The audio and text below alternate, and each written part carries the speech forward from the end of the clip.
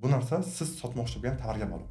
Agar masalan siz kimdir 10 ming bilan boshlasa bo'ladi dedi, eshitib qolamiz.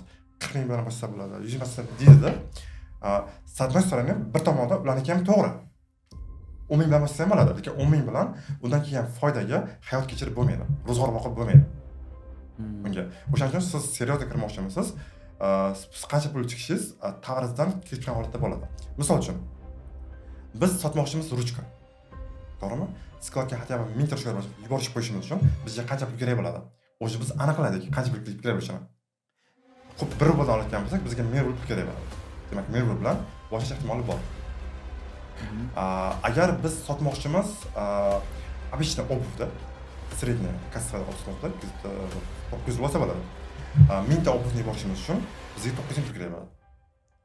Demak, bu yerga aniq javob qancha pul tikishligingiz bu siz sotmoqchi bo'lgan tovarga bog'liq bo'ladi. Именно определенный summani gapirish bu yerda o'ylayman noto'g'ri.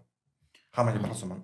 Значит, kategoriya bo'yicha o'sha tikilgan summa aniq bo'ladi. Albatta. Senga hech kim qilib bermaydi nonushta.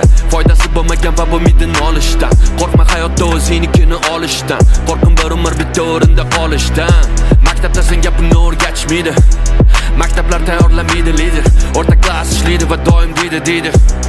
Ular doim berganini yeydi.